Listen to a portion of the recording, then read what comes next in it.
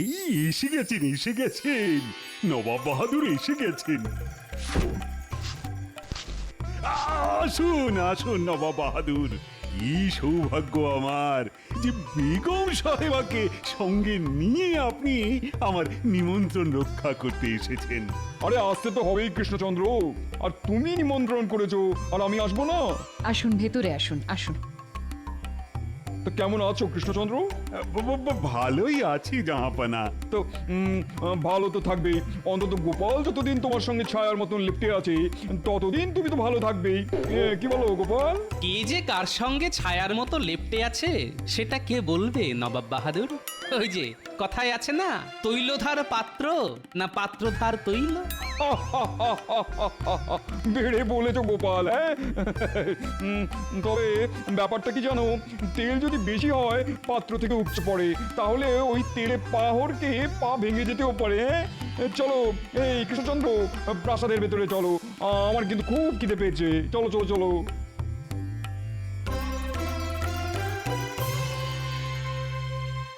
হলো তো নবাবের সাথে আগ বাড়িয়ে কথা বলতে যাওয়ার ফল হলো তো? মনে হচ্ছে নবাব ভারী চটে গেছেন। তাতে আমার কি? আমি নবাবের খাইও না পড়িও না। নবাব চটলে হয় দুমুঠো ভাত বেশি খাবেন, না হয় কম খাবেন। শুনলে সেনাপতি, গোপালের চ্যাটাং চ্যাটাং কথা শুনলে? সে তো শুনলামই। যেদিন নবাবের খপ্পরে পড়বে না, সেদিন দেখবে ওর কি হাল হয়। ঠিক বলেছেন মন্ত্রী মশাই, গোপালের হবে এমন হাল যেন ফুটো নৌকো ছেঁড়া পাল। আসুন নবাব বাহাদুর আসুন, এই প্রাতরাশটা সেরে নিন। আরে করেছো কি কৃষ্ণচন্দ্র? এত খাবার কি খাওয়া যায় নাকি? এত কি বলছেন? না না না না, এ তো অতি সামান্য। এটা সামান্য? এই পরিমাণ দল খাবার যদি সামান্য হয়, তাহলে মধ্যাহ্ন ভোজনের অসামান্য খাবারের পরিমাণ যে কি হবে সেটা ভাবলেই তো আমার কেমন ভয় হচ্ছে। তাহলে কি কিছু খাবার তুলে নিতে বলবো?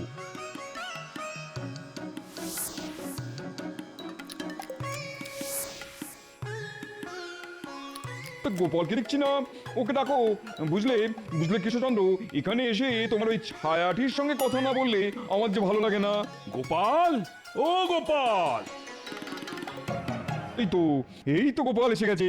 তা কোথায় ছিলে গোপাল? আগে ঘরের বাইরে দাঁড়িয়েছিলাম। কেন কেন কেন কেন ঘরের বাইরে দাঁড়িয়েছিলে কেন? আগে শুনেছি মন্দিরে ভোগের সময় পুরোহিত ছাড়া অন্য কেউ হুট করে মন্দিরে ঢুকে পড়লে দেবতা নাকি অসন্তুষ্ট হন। হ্যাঁ, কথাটা আমিও জানি, কিন্তু আমি তো আর দেবতা নই। কি যে বলেন, আপনি হলেন আমাদের দণ্ডমুণ্ডের কর্তা, তাই আমাদের কাছে আপনি তো জ্যান্ত দেবতা। হুজুর, কি জাহাপনা, কিছু কি ভুল বললাম? মনে হচ্ছে গোপাল আমায় কথার খোঁচা দিচ্ছে। ঠিক আছে, দেখো এবার আসল খোঁচা কাকে বলে। এই শোনো কৃষ্ণচন্দ্র, আজ আমি গোপাল আর তোমার মন্ত্রীর সাথে একসঙ্গে মধ্যাহ্ন ভোজন করব। তুমিও অবশ্য সঙ্গে থাকবে। এই তো খুব ভালো কথা জনাব। আচ্ছা, আপনার ইচ্ছে মতোই সব ব্যবস্থা হবে। গোপাল, বলুন হুজুর। তাহলে এখন বুঝতে পারছো তো, তুমি যাকে জ্যান্ত দেবতা বলছো সেই দেবতা কিন্তু তোমার সঙ্গে একসঙ্গে খেতে চাইছে। এ আপনার মহানুভবতা হুজুর। এই মিচকেপনা করা আজ আমি ঘুচিয়ে দেবো তোমার। আমি তাহলে এখন আসি হুজুর। কোথায় যাচ্ছ? দুপুরে আপনার সঙ্গে একসাথে খাবো বলে কথা। ভালো করে চান করে কাঁচা পোশাক পরে আসতে হবে না? ঠিক আছে, যাও। গোপাল, বাড়ি যাবার পথে মন্ত্রীকেও কিন্তু দুপুরে খাওয়ার ব্যাপারটা বলে যেও। ঠিক আছে মহারাজ।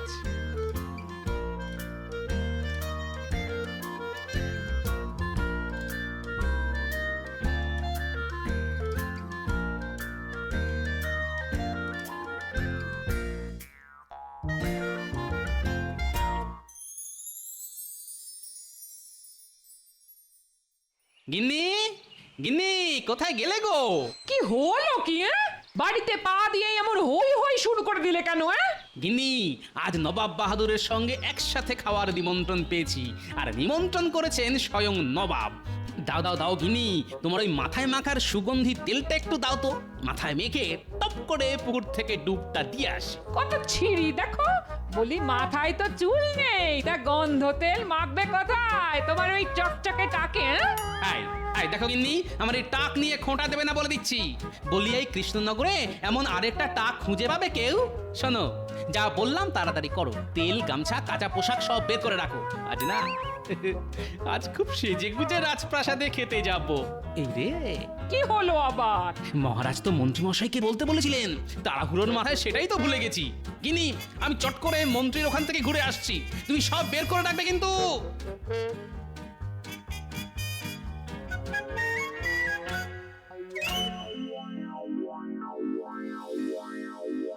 এটা কি রকম হলো হুজুর? গোপালের সঙ্গে হঠাৎ একসাথে খেতে চাইলেন কেন? একসাথে খাওয়া একটা অছিলা মাত্র। আসলে খেতে বসে যেন তেন প্রকারে গোপালকে অপদস্থ করাই হলো আমার আসল উদ্দেশ্য, বুঝলে হুজুর? এবার বোঝা গেল। তা হুজুর, গোপালকে অপদস্থ করতে চান সে কথা তো আমাকে বললেই পারতেন, মাথা খাটিয়ে এমন একটা মতলব বের করে দিতাম না? থাক, তোমার মুরত আমার জানা হয়ে গেছে। এর আগে বহুবার তুমি নানান মতলব বের করেছো, কিন্তু প্রতিবারই সেই মতলবকে বুড়ো আঙুল দেখিয়ে দিয়েছে গোপাল। তাই এবার যা করার আমি নিজেই করব। হুজুর, আপনার দুপুরের খাবার প্রস্তুত। তাই নাকি? তা গোপাল এসেছে? হ্যাঁ হুজুর, গোপাল মন্ত্রী সকলেই এসে গেছে। তাহলে তো যেতেই হয়। চলো উজির, চলো।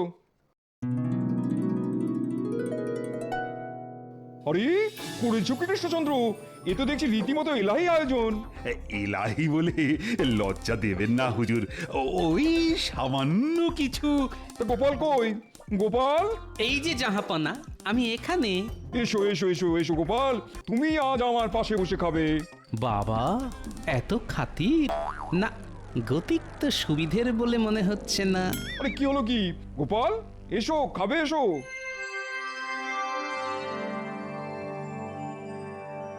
তাহলে এবার খাওয়া শুরু করা যাক।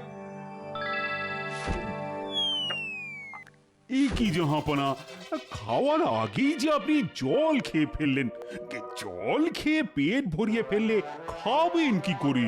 আসলে খাওয়ার আগে এক ঢোক জল খেয়ে গলা ভিজিয়ে না নিলে আমার গলা দিয়ে আবার খাবার নামে না। এটা আমার বহুদিনের অভ্যেস। বড় অদ্ভুত অভ্যেস তো। আচ্ছা গোপাল, বলুন জাহাপনা। শুনেছি তুমি নাকি প্রচুর খেতে পারো।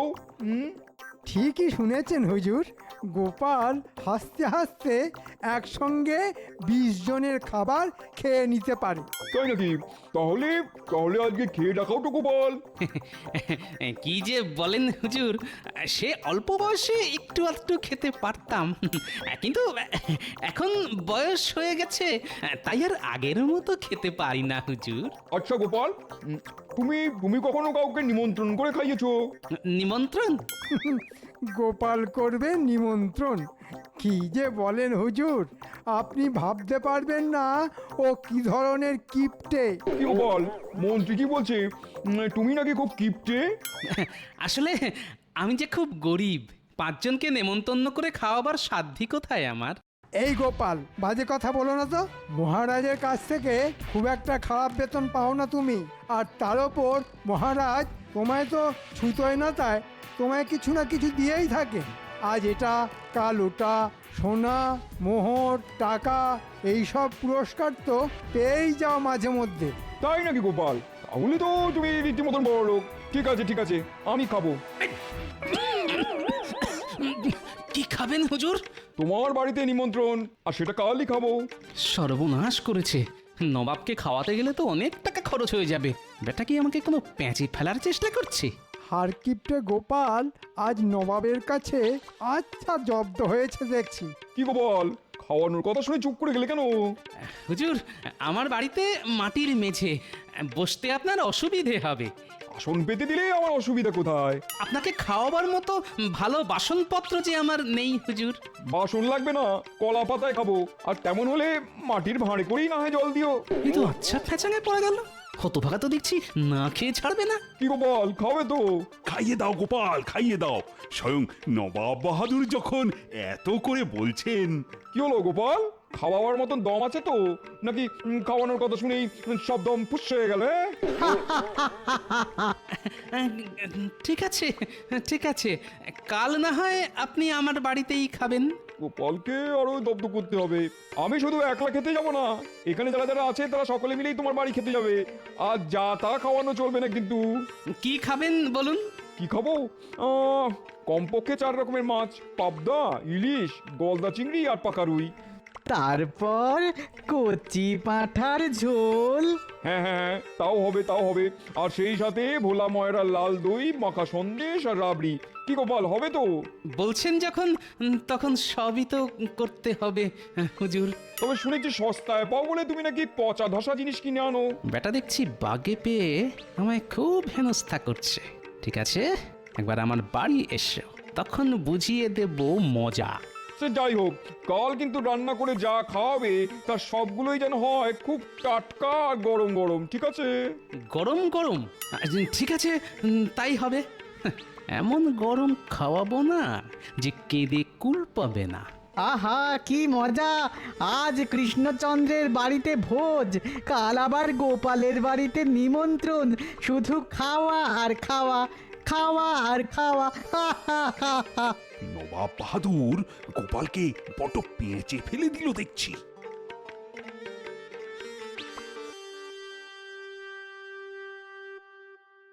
বলছো কি গো, এত রকম খাবে? এ তো অনেক টাকার ধাক্কা। তারপর আমার খাটুনি, কি করে হবে এসব?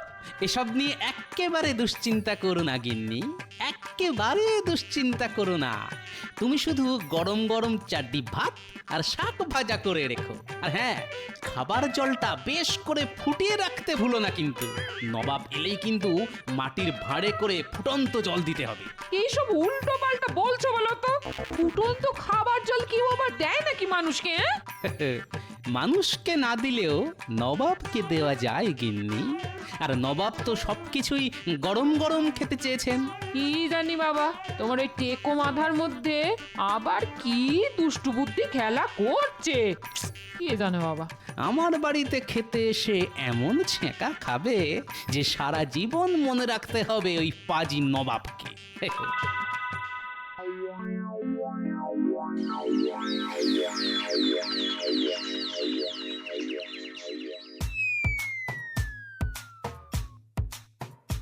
গিন্নি, গিন্নি, গিন্নি, পেতে ফেলো, পেতে ফেলো, বেড়ে ফেলো। কি পাতবো? বলি কি বাড়বো? পাতবে আসন আর বাড়বে ভাত। সদল বলে নবাব আসছেন।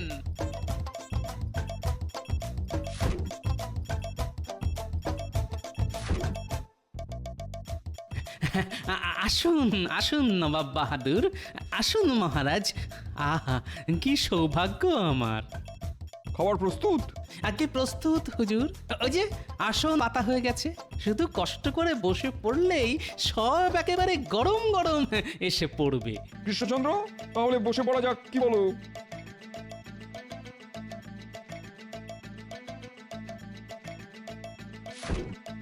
গিন্নি, ভাত।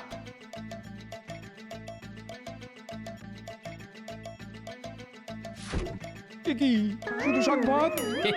আগে শাক ভাত দিয়েই তো ভুরি ভোজ শুরু করতে হয় হুজুর। এরপর ধাপে ধাপে সব আসবে। কি হলো হুজুর? আমার খাবার জল লাগবে যে। ও হ্যাঁ হ্যাঁ হ্যাঁ, খাবার আগে এক ঢোক জল খেয়ে গলা ভিজিয়ে নেওয়া তো আবার আপনার বহুদিনের অভ্যেস। গিন্নি, চটপট জল।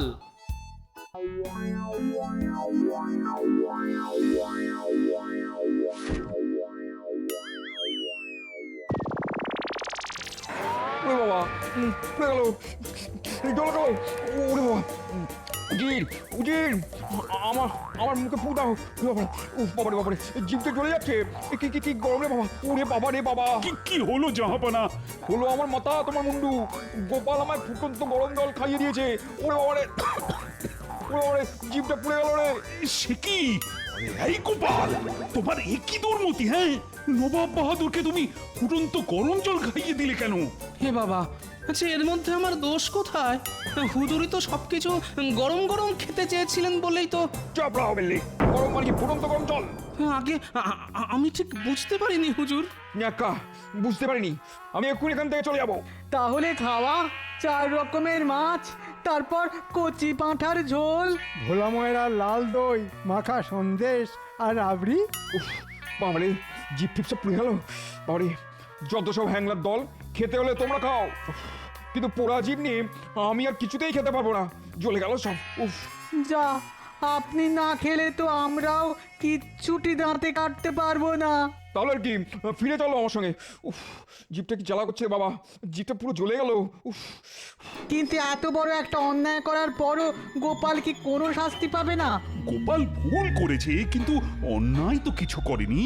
কি বলছেন কি? কেউ কিছু বুঝতে না পারলেও আমি বেশ বুঝতে পেরেছি নবাবকে হেনস্থা করার জন্যই গোপাল এটা করেছে। ঠিক বলেছো উজির, এটা গোপালের শয়তানি, তাই শাস্তি ওকে পেতেই হবে। এই শোনো গোপাল, তুমি আগুনে জল ফুটিয়ে আমার জিভে ছ্যাঁকা খাইয়েছো, এর শাস্তি হলো মৃত্যুদণ্ড। মৃত্যুদণ্ড? হ্যাঁ, এই কৃষ্ণনগরেই ওকে আমি শুলে চড়াবো। ওকে কি একটা সুযোগ দেওয়া যায় না? সুযোগ? ঠিক আছে, ঠিক আছে, একটা সুযোগ ওকে দিতে পারি।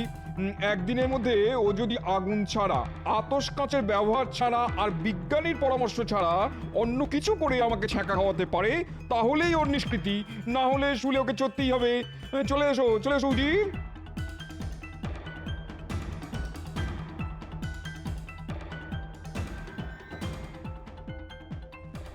এ কি করলে বলো তো গোপাল?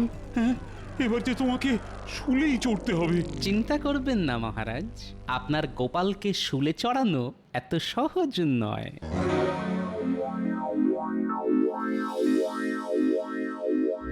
খুব তো বড় মুখ করে মহারাজকে বলে দিলাম আমাকে শুলে চড়ানো অত সহজ নয়, কিন্তু আগুন ছাড়া নবাব বেটাকে ছ্যাঁকা খাওয়াবো কি করে? কিছুই তো মাথায় আসছে না। এদিকে সময়ও তো হাতে আর বেশি নেই। কি যে করি, কি যে করি। গোপাল দাদু, একা একা কোথায় যাচ্ছো? মুটির কথা শুনে মনে হচ্ছে আমার শুলে চড়ানোর ব্যাপারটা এখনো 5 কান হয়নি। হলে ওরা জানতে পারতো আর আমাকে দেখেই পুটি কান্নাকাটি শুরু করে দিত। কি গো, চুপ করে আছো কেন? আমার কথার উত্তর দাও। ও হ্যাঁ হ্যাঁ, উত্তর তো দেবই, কিন্তু তার আগে বলতো তুই কোথায় যাচ্ছিস? যাচ্ছি নয় গো, আসছি মুদির দোকান থেকে। তাই সন্ধেবেলা মুদির দোকানে গিয়েছিলি কেন? রিঠে ফল কিনতে। কাল আমি আর মা রিঠে ফলের ফেনা দিয়ে মাথা ঘষবো। রিঠে ফল? মনে পড়ে গেছে। এই পুটি, আমায় কটা রিঠে ফল দে তো। রিঠে ফল দিয়ে তুমি কি করবে? তোমার মাথায় তো চুলই নেই। আহা, দে না কটা। ওহ, কি উপকার যে করলি আমার। আমি আসছি রে। দেখো দেখো, রিঠে ফল নিয়ে কেমন দৌড়ে চলে গেল। মাঝে মধ্যে কি যে হয় দাদুর।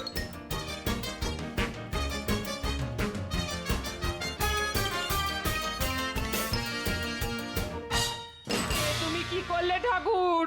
মানুষটার কিছু হয়ে গেলে আমি যে আর বাঁচবো না ঠাকুর, আমি যে আর বাঁচবো না। আমারও কিছু হবে না। আর ঠাকুরের ইচ্ছে তুমিও যেমন বেঁচে ছিলে তেমনই বেঁচে পড়তে থাকবে গিন্নি।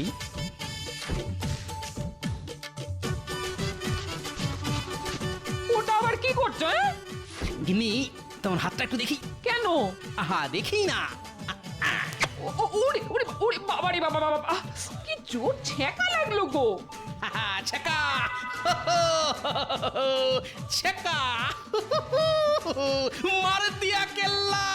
আমি আসছি গিন্নি। মানুষটার কাণ্ড কারখানা বোঝে কার সাধ্যি।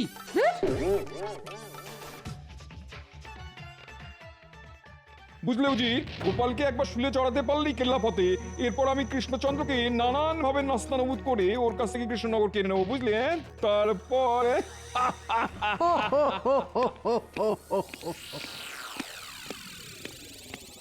কি ব্যাপার, তুমি এই সময় এখানে কেন কৃষ্ণচন্দ্র? বলছিলাম কি, মানে ওই গোপালকে কি কোনোভাবে ক্ষমা করে দেওয়া যায় না? মানে ওই শুলে চড়াবার বদলে যদি অন্য কোনো শাস্তি। না না না না, ক্ষমা নয়, ক্ষমা নয়। ওই বেয়াদবটার কোনো ক্ষমা নেই, শুলে ওকে চড়তেই হবে। আসতে পারি?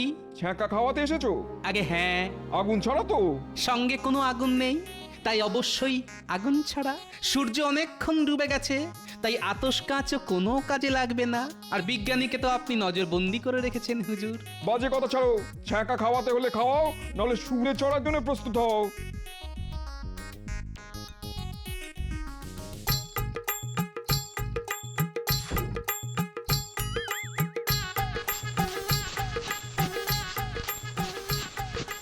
তাহলে আপনার হাতের তালুটা একটু বাড়িয়ে দিন হুজুর। উই বাপরে, এ কি জোরে থাকা গেলাম রে। আর খাবেন হুজুর? না না না, খুব হয়েছে খুব হয়েছে, আর না আর না। উরে বাবা রে, হাতের তালু যেন ঝুলে যাচ্ছে। তাহলে আমার শুলে চড়া? ও, বাতিল করে দাও, বাতিল করে দাও। উফ। তাহলে বুঝতে পারলেন তো, গোপালকে শুলে চড়ানো অত সহজ নয়। কিন্তু কিন্তু এটা কি করলে? আগুন ছাড়া ছ্যাঁকা?